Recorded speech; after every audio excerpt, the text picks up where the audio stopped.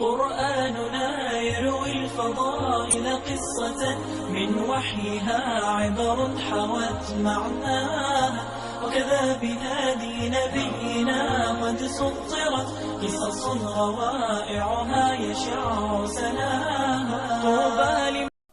Au nom d'Allah, et que la bénédiction et la paix de Dieu soient sur notre prophète Mohammed, sa famille et ses compagnons. Nous allons vous conter aujourd'hui, chers héros, une nouvelle histoire tirée du Coran. Il s'agit de celle de Sulayman alayhi salam et la huppe. Il était une fois, il y a bien longtemps, un noble prophète se nommant Sulayman. Il invoqua un jour, Allah loué soit-il, demandant quelque chose d'unique qu'aucun prophète avant et après lui n'a souhaité. Il dit « Seigneur, pardonne-moi et fais-moi don d'un royaume tel que nul après moi n'aura de pareil. C'est toi le grand dispensateur. » Allah subhanahu wa ta'ala lui accorda un royaume d'une taille inégalable.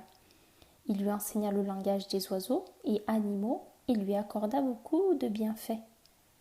Sulayman alayhi salam avait également une grande armée composée d'hommes, de djinns et d'oiseaux. Et Allah azza wa jal lui accorda savoir et sagesse.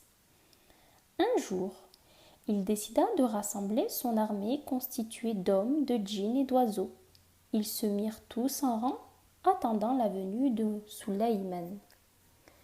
Ce dernier contempla son royaume gigantesque et remercia Allah azza wa jal pour tous ses bienfaits et ses bataillons. Suite à une longue marche, Sulayman alayhi salam eut soif. Il regarda autour de lui et remarqua au loin des plantes et de la végétation. Il comprit alors qu'il y avait de l'eau dans les parages. Il ordonna à son armée de stopper et de convoquer la huppe, car c'est le seul oiseau capable de détecter l'eau sous terre. Sulayman alayhi salam appela alors les oiseaux et leur demanda « Pourquoi ne vois-je pas la huppe? Est-elle parmi les absents ?» Les oiseaux dirent tous à l'unisson « Nous ne savons pas où elle se trouve. Peut-être s'est-elle absentée aujourd'hui ?» Or, aucun membre de l'armée de Sulayman n'avait le droit de s'absenter dès lors qu'il avait été convoqué, à moins de s'excuser au préalable.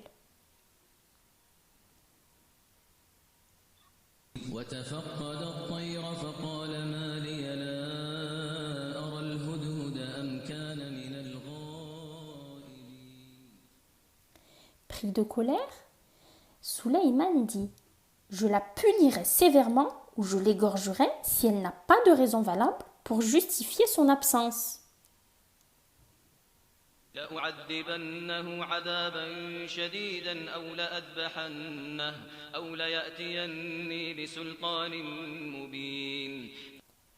Il appela alors à nouveau les oiseaux et leur dit « Allez chercher et ramenez-moi la huppe. » Après quelques minutes, la huppe vint seule.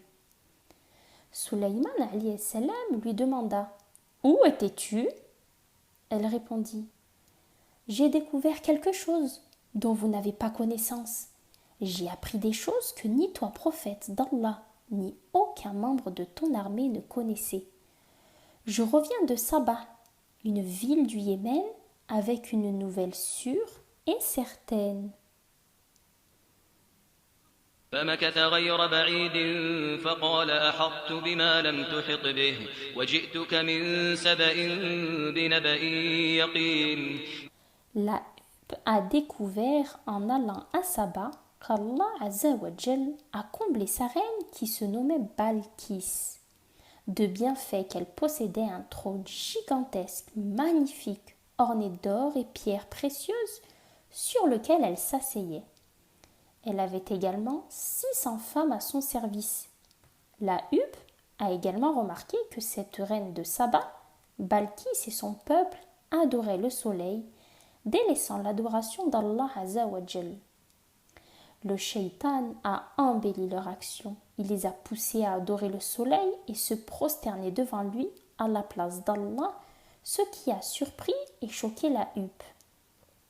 Elle dit « Comment se fait-il qu'il se prosterne devant le soleil au lieu d'Allah, le créateur de toutes choses, aussi bien sur terre que dans les cieux, qui sait tout ce que nous cachons et divulguons?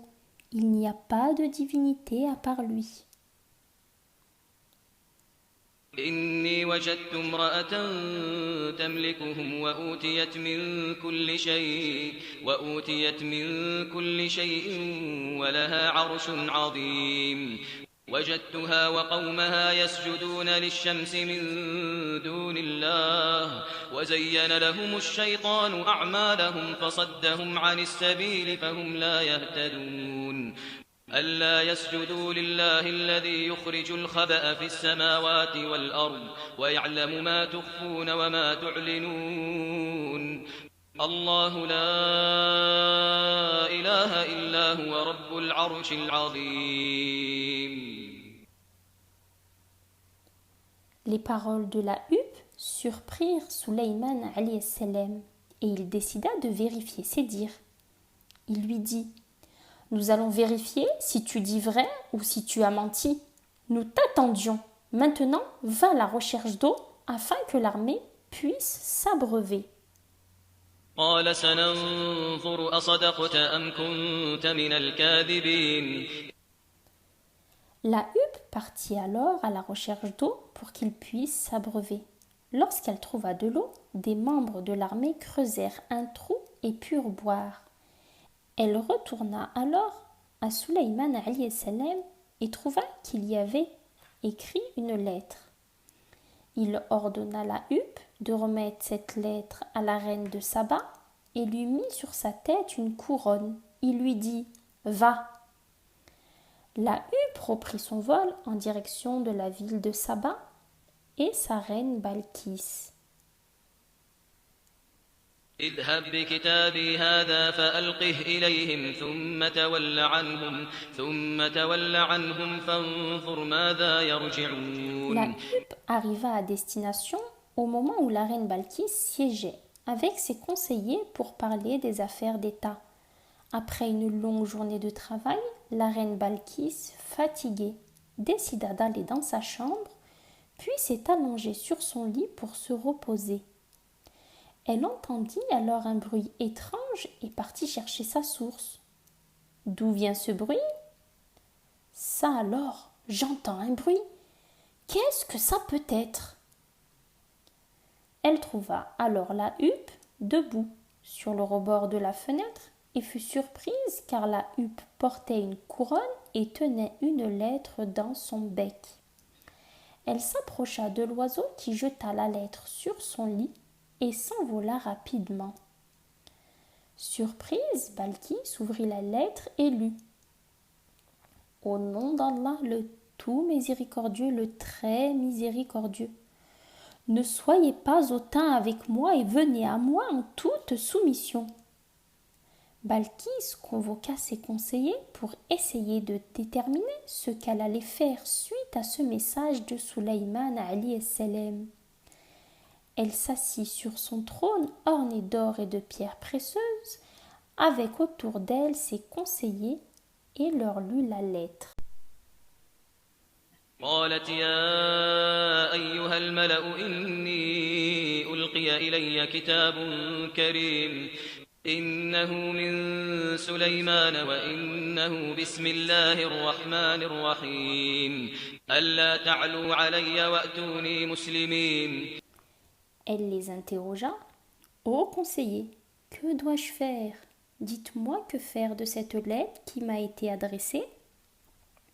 Les ministres lui dirent alors: Nous sommes puissants, nous sommes redoutables et pouvons donc gagner si nous entrons en guerre contre eux.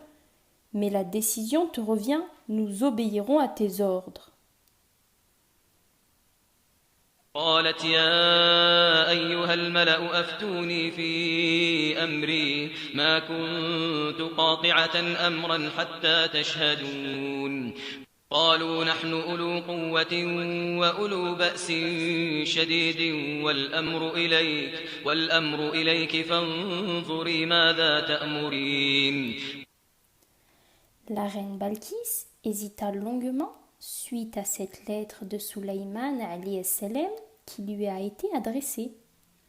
Elle se dit « Peut-être que ce roi Souleyman veut nos richesses et nous a donc envoyé cette lettre. Je ne vais pas lui envoyer d'armée, ni entrer en guerre, car je risque de détruire ma ville. La guerre et les massacres vont causer beaucoup de dommages. Peut-être que ce roi a entendu parler de nos richesses et veut donc les prendre. Je vais par conséquent lui envoyer un cadeau somptueux et voir ce qu'il va dire et comment il va réagir. إن الملوك إذا دخلوا قرية أفسدوها وجعلوا أعزة أهلها أذلة وكذلك يفعلون وإني مرسلة إليهم بهدية فناظرة بما يرجع المرسلون. Elle partagea son idée avec ses conseillers qui furent convaincus. Elle envoya donc un messager à Souleyman alayhi salam avec un cadeau magnifique et nous saurons dans le prochain épisode la réaction de Souleyman alayhi salam à ce messager envoyé par la reine Balkis. Rendez-vous pour la suite de cette histoire, chers héros.